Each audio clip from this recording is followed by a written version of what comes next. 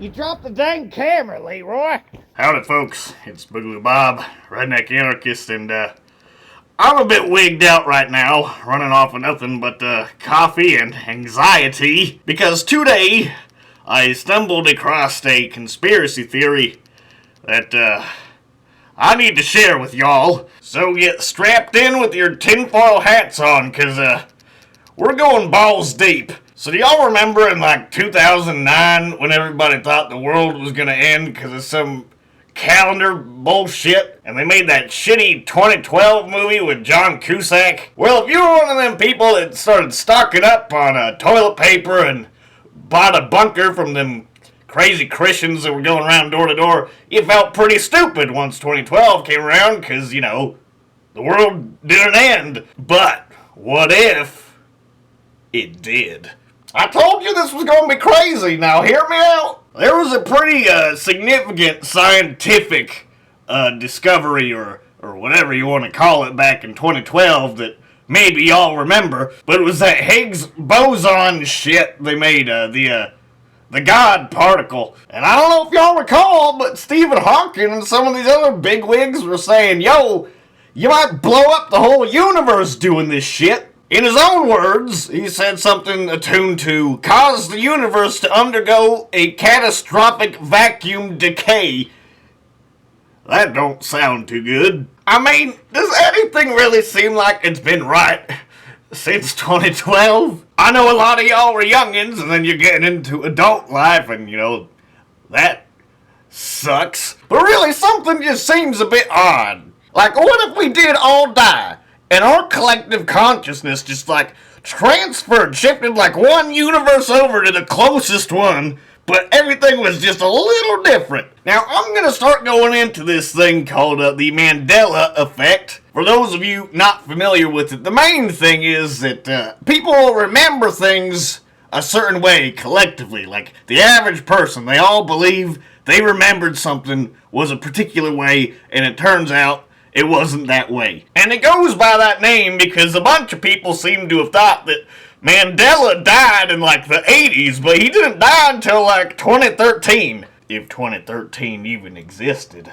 But like, if you go into this, there is all sorts of shit. Like, Looney Tunes is spelled like tunes, like music tunes. Skechers don't have a T in it. Whiteout don't got an H. Double stuff only has one F. And look at this shit. You know how you spell Febreze? F-E-B-R-E-E-Z-E, right?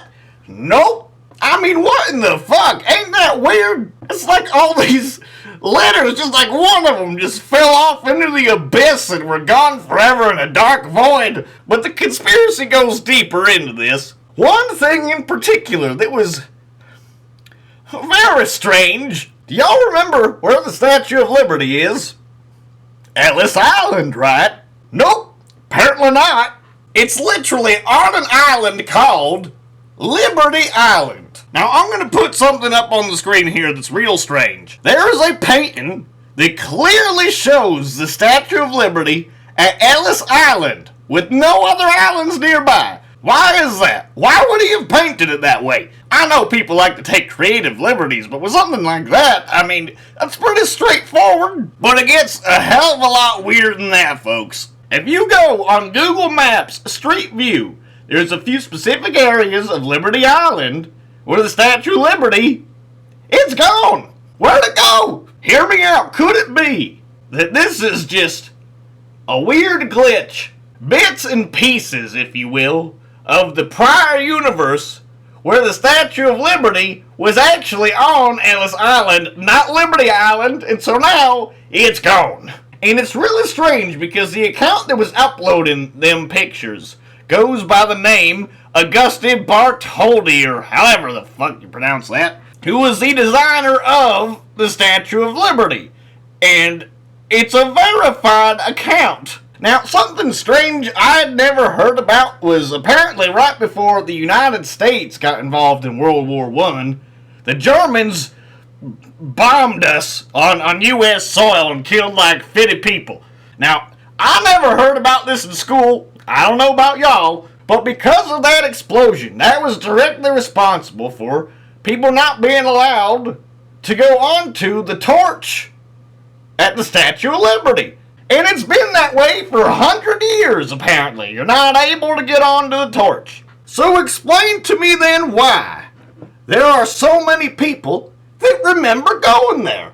People have pictures online of them up there on the torch. And there's also a weird account on Twitter named Statue LSFDN, which makes no mention of Liberty Island and has a weird banner of people walking upstairs that lead to nothing. And there's also a video I'm going to try to put up on here if I can. It's a collection of Facebook photos that people have tagged Statue of Liberty, Ellis Island. But the people are posing and staring at nothing. Now, you remember that group of scientists I mentioned earlier with the Higgs boson shit? The CERN or whatever the hell. Well, there was an old thread that is lost today where one of these scientists supposedly came out and said that the CERN was responsible for creating the Mandela effect, claiming that the planet was destroyed and we were placed in a simulated world. Now,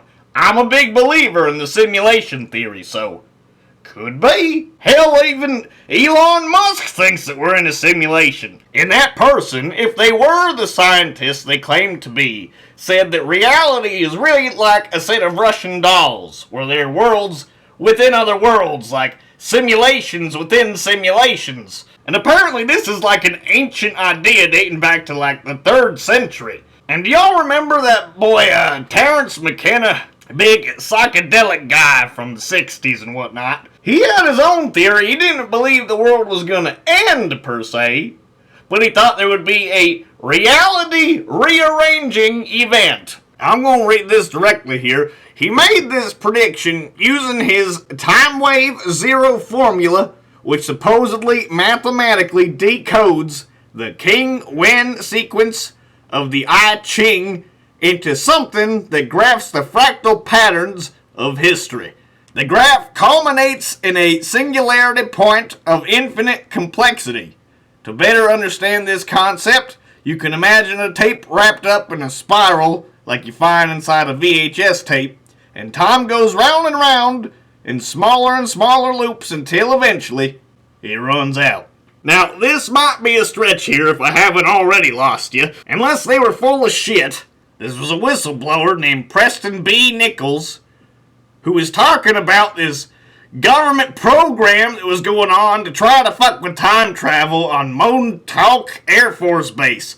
And he said there was no way for them to possibly be able to go beyond 2012 because they could find no time beyond it. Like it was a wall there with nothing on the other side. And I didn't know this, but apparently Stranger Things and Eternal Sunshine of the Spotless Mind, that Jim Carrey movie, are actually both loosely based on those experiments. Now, there are these other fellas that believed that we would reach an end of history at some point. A philosophical idea that's been mentioned by Hegel, Marx, and common bastard, and Francis Fukuyama, or Fukuyama.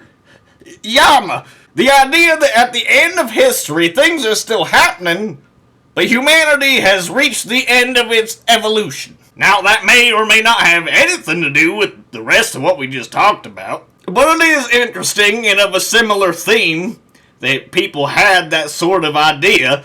I don't know, fellas. This is some weird shit. Are we in a simulation? Is you even real? Am I real? I don't know what to think anymore, fellas. All I can say is, it would explain a lot. Rip that shit, Leroy.